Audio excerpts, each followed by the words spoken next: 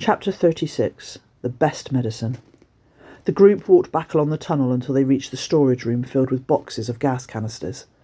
Boy ordered the child snatcher to stay put at the arched entrance. Poick was still out cold over his shoulder. Then the three children ducked inside.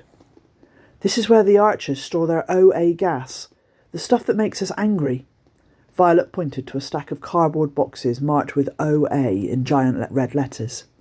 "We need to look for boxes marked nitrous oxytocin, or maybe NO. Dad said that's the happy gas. It has to be here somewhere too." Boy, Jack and Violet began quickly searching the small room.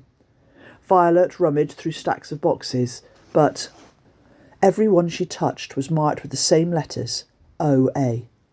"Here!" Boy called from across the room. He was ducked down, rummaging in a cardboard box, and pulled out a canister marked No. "Brilliant!" Violet exclaimed. "Spray a little to check." Boy pushed on the nozzle, and Violet could just about see the clear mist dart across the dark room. Although she could tell he was trying to keep serious, Boy's face lit up. He smiled, and then began to giggle. Violet felt a little of the gas tickle her nose, and she began to giggle too. "How many boxes are there?" Jack asked. "Maybe 5 or 6, Boy laughed. "And there's about 20 canisters in each box." "I'm sure that would be enough," Violet replied, feeling very happy.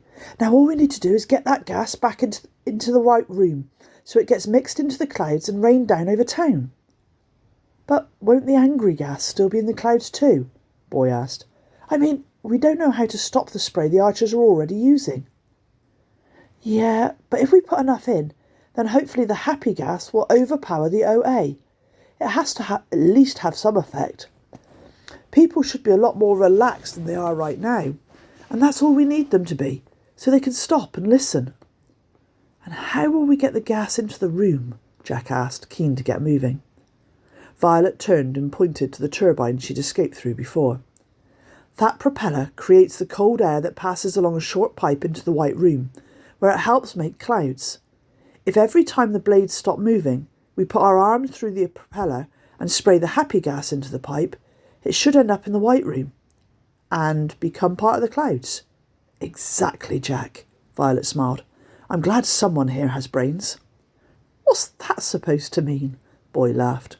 "Nothing," Violet teased, grabbing a canister. "We can use these to reach up to the pipe," Boy said, carrying over a few wooden crates and placing them against the wall under the propeller. Then Violet climbed on top of the crates and waited for the propeller blade to stop spinning. Once it had wound to a halt, she stuck her arm through the blades into the pipe, pressed the nozzle of the can, and sprayed it into the pipe. She was laughing so much by the time the can was empty, she almost fell off her perch. Boy mounted more crates, covered his mouth with his sleeve, and, before the propeller began to move again, pushed the can inside the pipe and released its contents. Jack did the same. They continued at a good pace, until a while later 4 boxes of nitrous oxytocin had been emptied into the pipe, and Boy, Violet and Jack were rolling about in hysterics on the stone floor. I can't breathe," Violet choked. "Neither can I," Boy gasped as he tried to pull himself up against the wall, beaming wildly. I can't think," she burst out laughing once more.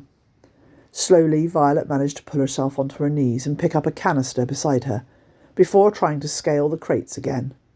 She was laughing so much she stumbled into a stack of OA boxes, sending their canisters clattering across the floor.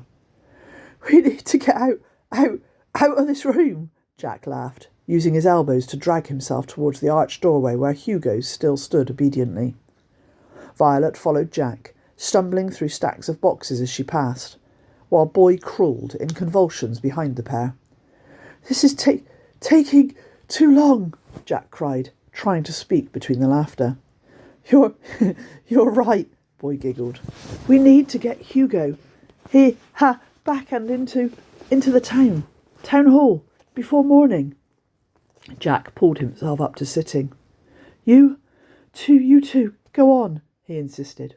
"I'll keep spraying." "But what if you die laughing?" Violet tried to keep serious. All 3 broke out into hysterics once more.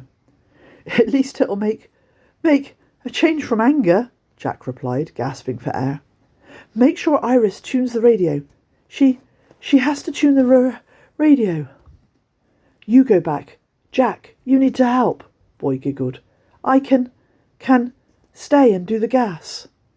Jack shook his head, breathless. I'll stay, Violet chuckled, trying to control herself. No, I couldn't tune anything. Now, anyway, Jack insisted. Can't concentrate. Okay, don't be long, Boy smiled, before pulling Violet from the dirty floor. Hugo, follow.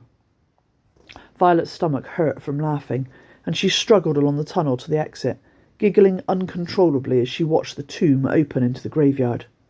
She wobbled up the steps and collapsed onto the gravel path. Even the mist couldn't dull her mood.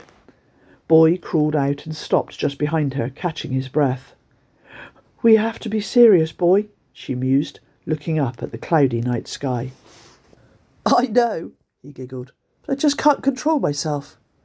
The rain had stopped. The clouds had parted a little, and Violet could see some stars. It was the first time she'd seen them over town in ages. Look, Boy, she smiled, pointing upwards. The laughing gas made her feel lighter and more carefree than she'd been in a long time. I haven't seen stars like that for a while, he replied. Do you remember how clear the nights were when town was perfect? Violet was silent, thinking. Then she turned to look at her friend. Do you think we did the wrong thing bringing down Perfect? No? Why would you say that? Because everyone seemed happier then. Well, at least the perfectionists were. Maybe the no man's landers and perfectionists aren't meant to be friends. Maybe they're too different.